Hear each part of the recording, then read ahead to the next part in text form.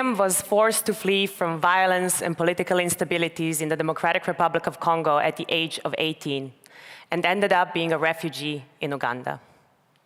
She has completely uprooted her life, landed in a new country in a refugee camp, and struggled financially, just like so many women around her. But then Miriam had this idea to start producing organic cosmetics based on clay in order to improve her own life, but also to train other women to do the same. Miriam, just like many other young people today, cares deeply about others and has a very pragmatic attitude about how to address societal issues. So what are the obstacles that young people have today in order to unleash these intentions? And how can we support them in creating solutions to the societal issues of today? I believe that one of the ways to do so is by supporting youth to become social entrepreneurs, which is businesses that have at the core a social mission and that produce both profit on one side, but also positive social or environmental impact on the other side. And based on the research and the experience that I have working with Miriam and many others like her, I want to put forward 3 recommendations for all of you working in youth organizations, nonprofits, social business incubators, and funders, and that want to support these young people at the start of their entrepreneurial journey.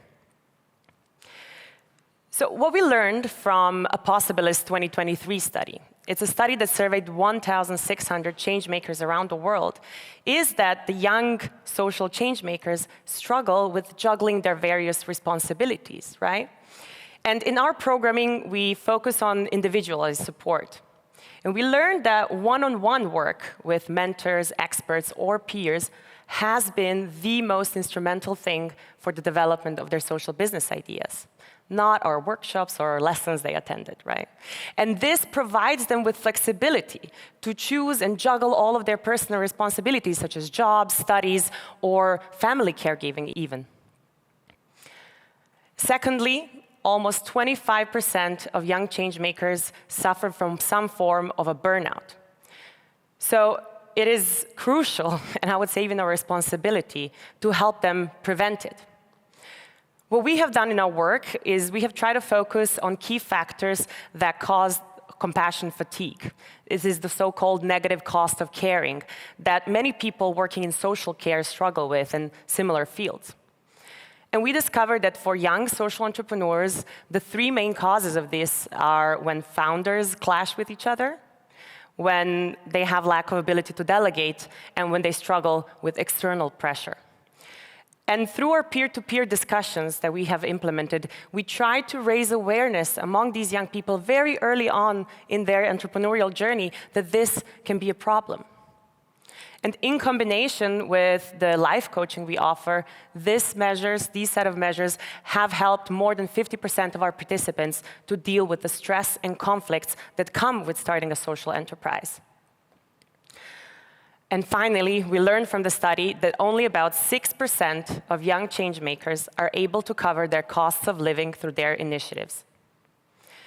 So instead of overbearing them with complex and complicated reportings, with limited budget flexibilities, what we should focus on as funders is providing them with the right financial education and then trusting them to make the right financial decisions.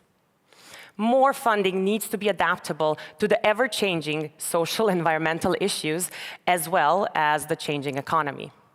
And finally, we should allow entrepreneurs and our fundees to cover their own salaries, to cover office and other fixed costs, because this provides them with stability and also mental fitness to create and further their impact.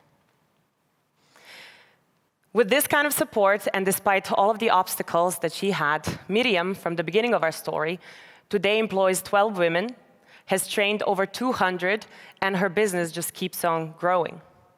So if you're the one working with young people, I encourage you to create and support caring and resilient entrepreneurs, just like Miriam is, by listening to their needs and being a supportive friend on their journey, rather than a controlling teacher. I promise you will stay amazed by what they can do with that trust. Thank you. you.